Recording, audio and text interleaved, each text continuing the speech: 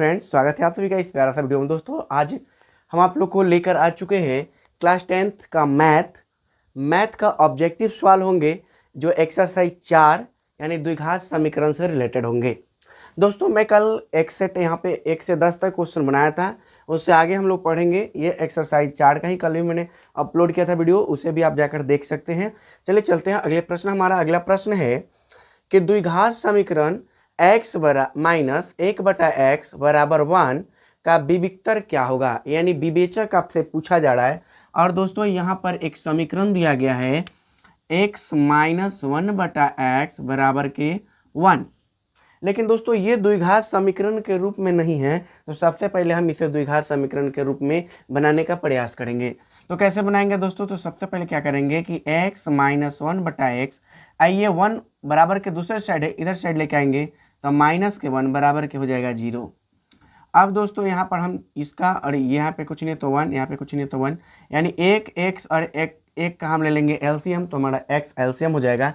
एक में x से भाग करोगे तो x बार में लगेगा, और x में x से गुना करोगे तो x स्क्वायर, माइनस x से x कैंसिल तो बच जाएगा 1, माइनस एक में x से भाग करोगे तो x बार में, और x में 1 से गुना करोगे तो हो जाएगा x बराबर के 0।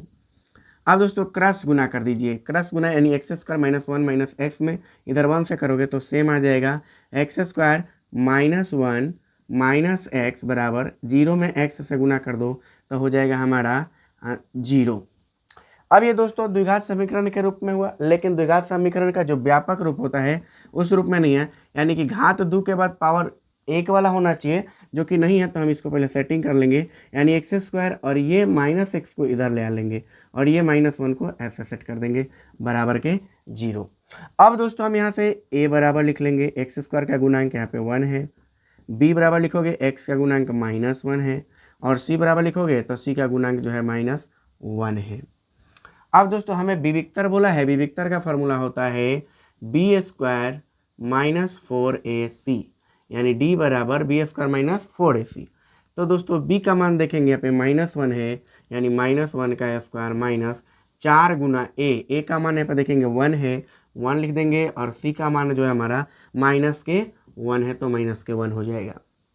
अब दोस्तों -1 का जब स्क्वायर करोगे यानी वर्ग करोगे तो -1 का स्क्वायर 1 हो जाएगा, माइनस माइनस प्लस, आप 4 में 1 से गुना करोगे 4 में 1 से गुना करोगे 4, तब 1 और 4 मिलके कितना हो जाएगा 5, जो कि ऑप्शन नंबर हमारा डी है, ऑप्शन नंबर डी है।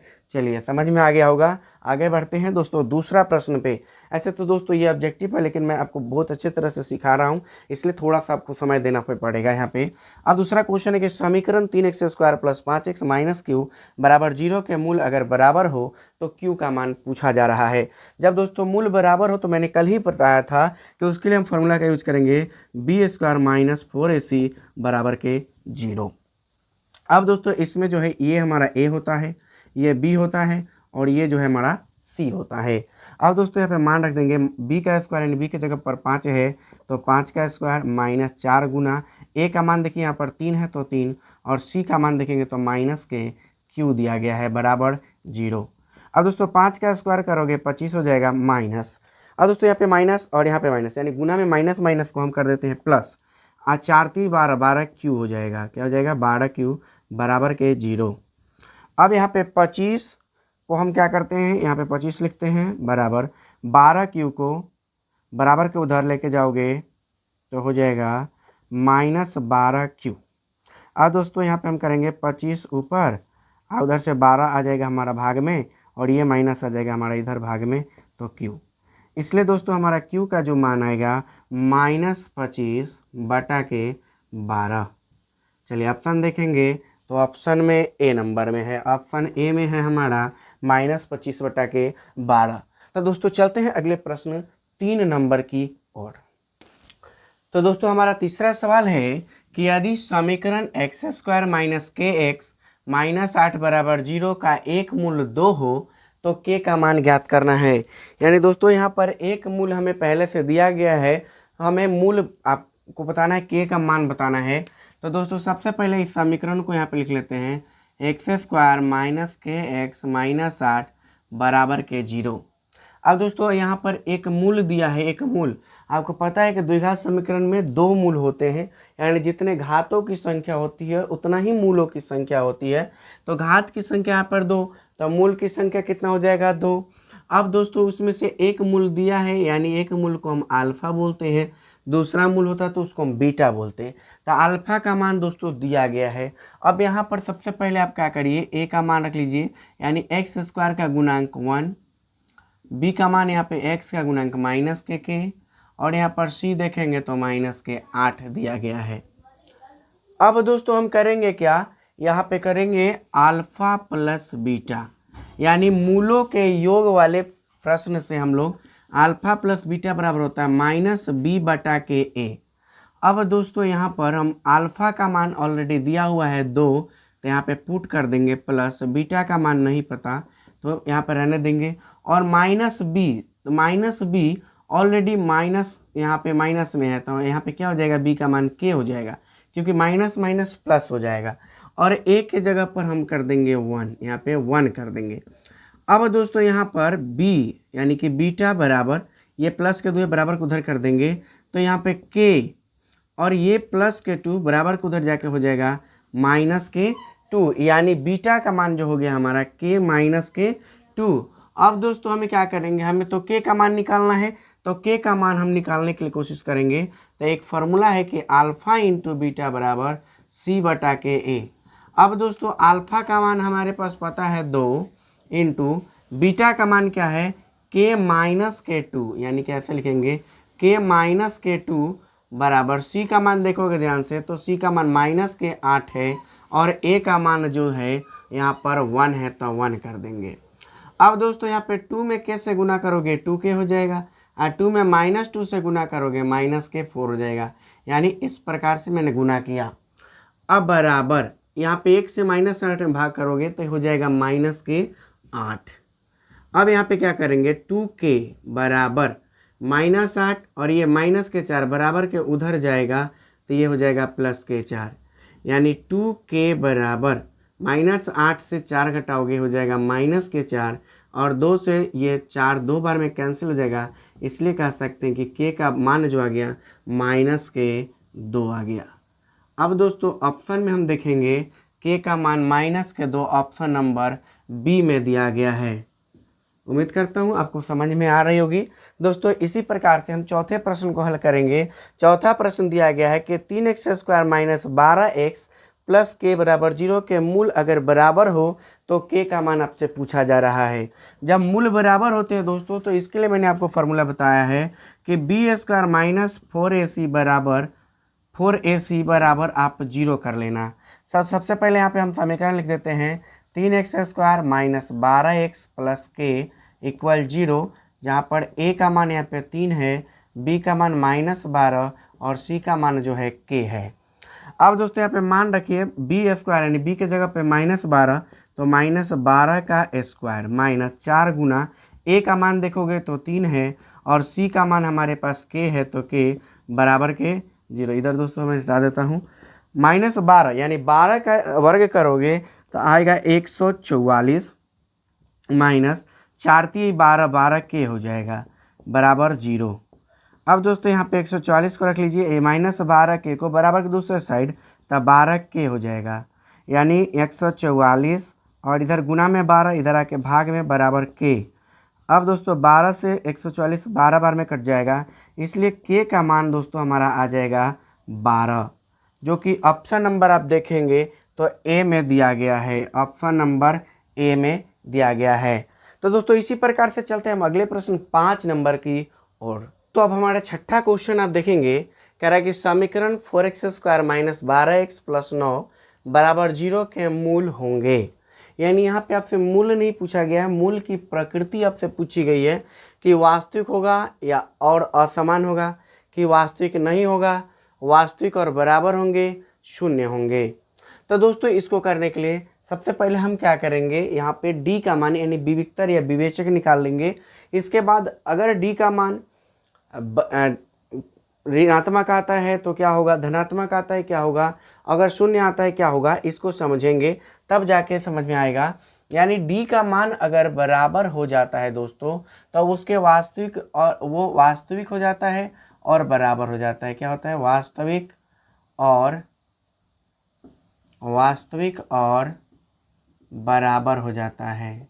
वास्तविक और बराबर हो जाता है। लेकिन डी का मान अगर 0 से बड़ा हो जाए, डी का मान अगर 0 से बड़ा हो जाए तो उसके मूल वास्तविक होंगे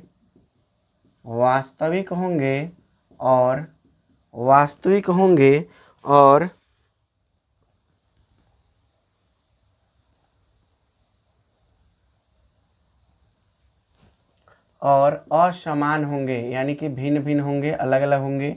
अगर डी का मान 0 से छोटा हो जाए तो यहाँ पर वास्तविक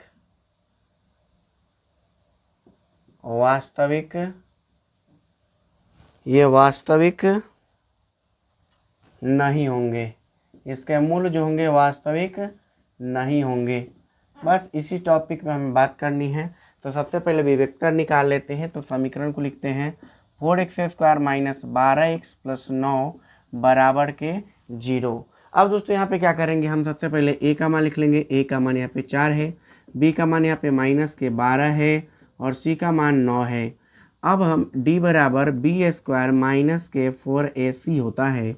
अब दोस्तों b का मान यहाँ पे -12 है तो -12 का स्क्वायर -4 गुना a का मान देखेंगे तो 4 है और c का मान देखेंगे तो 9 है, यानी 12 का स्क्वायर होता है 144 माइनस 4 में गुना करोगे 16 और 16 में 9 से गुना करोगे हो जाएगा 144, यानी 144 में से 144 गया 0, यानी शून्य जब स्थिति आती है तो उसके मूल क्या हो जाते हैं? वास्तविक और बराबर हो जाते हैं, जो कि ऑप्शन नंबर सी में दिया गया है। तो आपको समझ में आ रहा होगा दोस्तों, समझ में आ रहा है तो वीडियो को लाइक करिए, चैनल को सब्सक्राइब कर लीजिए। फटाफट से चलते हैं अगले प्रश्न 6 नंबर की ओर। दोस्तों छठा प्रश्न कह रहा है कि यदि x² minus 4x plus k बराबर 0 का एक मूल अगर बराबर है तो k का मान ज्ञात करना है। यहाँ पर तो वही बात है, k का मान ज्ञात करना है। तो सबसे पहले हम लोग समीकरण को लिख लेते हैं x² minus 4x plus k बराबर के 0, जहाँ पर a है 1, b का मान है -4 और c का मान है k। अब दोस्तों जब मूल बराबर होते हैं तो फार्मूला होता है b² माइनस 4ac बराबर के 0। अब दोस्तों b का मान देखेंगे तो -4 का स्क्वायर -4 गुना a का मान 1 और इंटू c का मान देखेंगे तो k बराबर के 0। अब दोस्तों यहाँ पर -4 का जब स्क्वायर करोगे, -4 का वर्ग करोगे तो हो जाएगा 16 माइनस 4 एकम 4 और 4 में k से गुना करोगे तो 4 के बराबर के 0, यानी 16 बराबर ये -4 के जब बराबर के दूसरे साइड जाएगा तब +4 के हो जाएगा। अब यहाँ से 4 से 16 कट जाएगा 4 बार में, इसलिए दोस्तों k का मान जो हमारा आ गया वो 4 आ गया, जो कि आप ऑप्शन नंबर बी में देख सकते हैं। चलिए तो इसी प्रकार से चलते हैं अब अगले प्रश्न 7 नंबर की ओर। तो दोस्तों हमारा अगला प्रश्न 7 नंबर है कि द्विघात समीकरण ax² plus bx plus c बराबर 0 का विविक्तर क्या होगा, ये आपसे पूछा गया है। तो दोस्तों आप सवाल को समीकरण को देखेंगे ax² plus bx plus c बराबर 0। तो दोस्तों ऐसा आप द्विघात समीकरण के व्यापक रूप पढ़े होंगे। तो द्विघात समीकरण के व्यापक रूप जब यही होता है तो विविक्तर यानी d बराबर दोस्तों b² माइनस के 4ac हो जाएगा, जो कि ऑप्शन नंबर आप बी में देख सकते हैं। यहाँ पर देख सकते हैं ऑप्शन नंबर बी हो जाएगा। नेक्स्ट क्वेश्चन हमारा 8वां सवाल है कि समीकरण 2x² प्लस 5x प्लस 4 बराबर 0 के मूलों की प्रकृति क्या होगी, आपको बताना है। तो सबसे पहले क्या करेंगे, समीकरण को लिख लेंगे 2x² प्लस 5x प्लस 4 बराबर के 0। अब दोस्तों इसमें हम पहले a का मान यानी 2, b का मान 5 और c का मान 4 यहाँ पर लिख लेते हैं। और जब मूल की प्रकृति चेक करनी होती है तो हम लोग क्या करते हैं, पहले d निकालते हैं, यानी b² माइनस के 4ac। अब b का वैल्यू यहाँ पे देखेंगे 5 है तो 5 का स्क्वायर हो जाएगा, -4 गुना a का मान देखोगे तो 2 और गुना c का मान देखोगे आप तो 4 है। 5 का स्क्वायर हो जाएगा 25 माइनस 4 दूना 8 और 8 चौके 32। अब दोस्तों यहाँ पे 25 में से 32 घटाना है, यानी कि 32 में से 25 घटाओगे तो आ जाएगा -7। और दोस्तों मान जब ऋणात्मक होता है तो ये हो जाता है परिमेय, परिमेय तो है लेकिन बराबर नहीं होगा, परिमेय और बराबर नहीं होगा, अपरिमेय भी नहीं होगा, परिमेय और असमान भी नहीं होगा, तो ये क्या हो जाएगा ऑप्शन नंबर डी यानी वास्तविक नहीं होगा। तो दोस्तों चलते इसी प्रकार से हम अगले क्वेश्चन 9 नंबर की तरफ। दोस्तों 9 नंबर प्रश्न है कि एक्स स्क्वायर बराबर 16 का हल समुच्चय क्या होगा। समुच्चय यानी कि ये दोस्तों ब्रैकेट में दे दिया इसलिए समुच्चय बोल दिया गया है, लेकिन एक्चुअली में आपको मूल ही निकालना है। तो दोस्तों यहाँ पे इस क्वेश्चन को पहले हम लिख लेते हैं। क्वेश्चन को लिख लेंगे एक्स स्क्वायर बराबर के 16। अब दोस्तों आप जानते हैं कि यहाँ पर एक्स स्क्वायर के हम एक्स बराबर ये स्क्वायर दूसरे तरफ जाएगा तब प्लस माइनस और रूट अंडर क्या हो जाएगा 16। अब दोस्तों एक्स प्लस माइनस यानी एक्स बराबर प्लस माइनस 16 का वर्गमूल करोगे हो जाएगा 4। यानी दोस्तों हम इसको लिख सकते हैं एक्स बराबर 4 और माइनस के 4, जो कि ऑप्शन नंबर आप बी में देख सकते हैं। तो बिल्कुल इजी प्रश्न था। ऐसे ही हम अगले प्रश्न को देखेंगे कि द्विघात समीकरण 4x square plus 4x plus 1 बराबर 0 के मूलों का योग पूछा जा रहा है। दोस्तों ये सबसे इजी प्रश्न है।